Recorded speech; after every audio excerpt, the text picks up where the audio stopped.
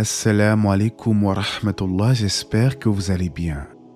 Dans un monde marqué par les épreuves et les tentations, la solitude peut apparaître comme un refuge, un moyen de se préserver du mal et de rester fidèle à ses principes. Le prophète Mohammed lui-même appréciait la solitude, comme lorsqu'il se retirait dans la grotte de Hira pour méditer et s'adonner à de profondes réflexions sur l'existence. Il aimait la retraite spirituelle, loin des distractions de ce monde, afin de se rapprocher d'Allah. C'est dans cet état de retraite spirituelle qu'il a reçu la première révélation du Coran par l'ange Djibril, Gabriel. Cependant, après avoir reçu la mission prophétique, il adopta un équilibre entre solitude et engagement dans la communauté.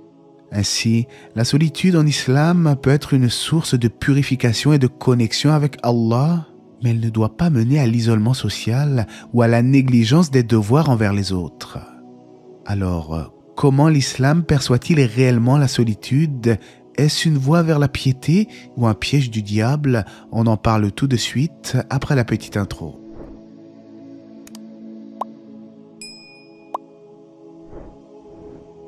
L'islam valorise grandement l'introspection, la prière et la méditation. La prière est d'ailleurs un moment du quotidien où le croyant se retire afin de se reconnecter spirituellement. Les moments de solitude, que ce soit pour la salat ou pour la réflexion personnelle, sont vus comme des occasions pour se purifier intérieurement et renforcer sa foi. D'ailleurs, beaucoup de musulmans pratiquent ce que l'on nomme la retraite spirituelle durant les 10 dernières nuits du mois de Ramadan. On rapporte en ce sens au sujet du prophète alayhi salatu wassalam. Jusqu'à sa mort, le prophète entretenait une retraite spirituelle pendant le dernier tiers du mois de Ramadan. L'année où il rendit l'âme, il la fit pendant 20 jours.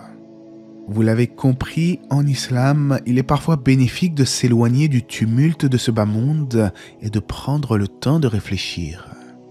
Malheureusement, aujourd'hui, nous sommes tellement absorbés par les préoccupations de cette vie que nous en oublions parfois l'au-delà. Dans un monde où tout va vite, nous ne prenons plus le temps de méditer, de nous recentrer sur l'essentiel et de nourrir notre relation avec Allah. Pourtant, la réflexion et la solitude choisies peuvent être une source de sagesse et de renouveau spirituel, comme nous l'a montré le prophète Mohammed avant même la révélation. Il est donc essentiel de retrouver des moments de quiétude afin de purifier nos cœurs. J'irai même encore plus loin, la solitude est parfois nécessaire dans certaines situations.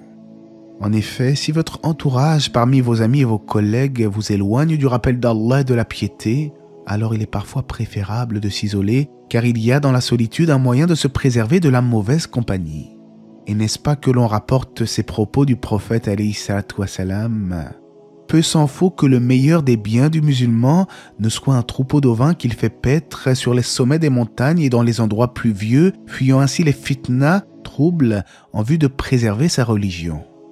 Néanmoins, il y a une petite nuance, car dans un autre hadith, le messager d'Allah nous dit que le musulman qui se mêle aux gens et endure les torts est meilleur que celui qui ne se mêle pas aux gens et qui n'endure pas sur leurs torts. En d'autres termes, si tu as la force de supporter ton entourage, même s'il est nocif, alors toutes les louanges reviennent à Allah. Plus encore, il se peut que ce soit eux qui finissent par être influencés par ton bon comportement. En fait, c'est du cas par cas. Chacun doit considérer sa situation en fonction de sa personnalité et de la force de sa foi. Mais si l'on craint pour sa religion, alors il est mieux de se préserver, comme on le rapporte d'ailleurs du Cheikh Al-Uthaymin dans son explication de Riyad Salihin. La solitude est préférable si se mêler aux gens comporte un mal et un préjudice en matière religieuse. Cependant, dans le cas contraire, la règle de base est que se mêler aux gens est préférable. L'homme doit se mêler aux gens, leur prescrire le bien, leur proscrire le mal, leur prêcher la vérité et leur expliquer la sunna, car tout cela est un bien. Toutefois, si l'homme est incapable d'endurer et que les épreuves pour sa religion augmentent, la solitude est alors certes préférable. Vous l'avez certainement compris, la solitude en islam peut être extrêmement positive, mais elle n'est pas toujours encouragée. Si elle est bénéfique lorsqu'elle est utilisée pour l'adoration, elle peut également comporter des risques. Personnellement, je suis moi-même quelqu'un d'assez solitaire, et cela avant même ma conversion à l'islam, mais il faut dire que les meilleurs moments de ma vie restent ceux que j'ai passés avec mes frères en religion. Cela car l'islam encourage la bonne compagnie et la pratique spirituelle en groupe, et n'est-ce pas que la prière collective du vendredi est une obligation qui incombe à chaque musulman ? Plus encore, il est meilleur pour le musulman d'effectuer sa prière quotidienne à la mosquée plutôt qu'à la maison, comme on le rapporte du prophète alayhi salatu wassalam. La prière en groupe est supérieure à la prière individuelle de 27 degrés. Tout cela nous rappelle que l'isolement social excessif peut nuire à l'individu, car l'islam valorise le soutien mutuel au sein de la communauté. Il n'est pas bon de rester toujours tout seul, et il est important de trouver un équilibre délicat entre la solitude et la compagnie. Cependant, je trouve, et ce n'est que mon avis personnel, que la seule compagnie digne d'intérêt est celle des gens du bien, car la mauvaise compagnie est une source de tracas qui peut parfois nous porter préjudice. Et qu'Allah nous accorde la patience face aux gens de notre entourage. On rapporte du prophète alayhi salatu wassalam un récit poignant au sujet de la bonne et de la mauvaise compagnie en islam. L'exemple du compagnon vertueux et du mauvais compagnon n'est autre que celui du vendeur de musc et du forgeron. Le vendeur de musc, soit il t'en offrira, soit il t'en vendra, soit tu sentiras une odeur agréable émaner de lui. Quant au forgeron, soit il brûlera tes vêtements, soit tu sentiras une odeur désagréable émaner de lui. Finalement, ce qui est magnifique avec l'islam, c'est ce juste milieu qu'il y a en toutes choses. Cette religion encourage à apprécier les bienfaits de la solitude et à se retirer du monde pour se rapprocher du Créateur, tout en incitant tout de même à s'ouvrir aux autres. En fait, il y a des gens qui aiment la solitude, ou alhamdulillah, mais il y en a d'autres qui en souffrent. Et je sais que beaucoup de convertis ont trouvé des véritables amis, des amis sincères et désintéressés grâce à la religion de l'islam.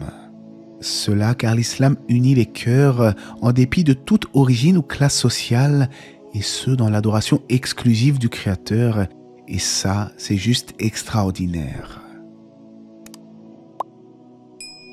Pour conclure, je dirais donc que la solitude en islam est quelque chose qui doit être abordé avec discernement. Elle peut en effet nous rapprocher d'Allah et être bénéfique, mais attention à ne pas trop se couper du monde au point de s'en rendre malade. Comme Allah nous le dit dans son noble livre, il a fait des êtres humains des tribus et des nations pour qu'ils apprennent à se connaître. Les repas de famille, la mosquée, la patience face aux ignorants, tout cela fait partie de la vie du croyant. Mais en effet, au-delà de toutes ces interactions humaines, la meilleure compagnie reste et restera toujours celle de notre Créateur, Allah, car il est le très proche. Il nous connaît mieux que nous-mêmes et ce depuis notre naissance. Et c'est à lui qu'il faut s'en remettre dans toutes nos affaires et comme il nous le dit lui-même, fuyez donc vers Allah. Allah sait mieux, j'espère que cette petite réflexion vous aura été profitable, que la paix et les bénédictions d'Allah soient sur le prophète, sa famille et ses compagnons.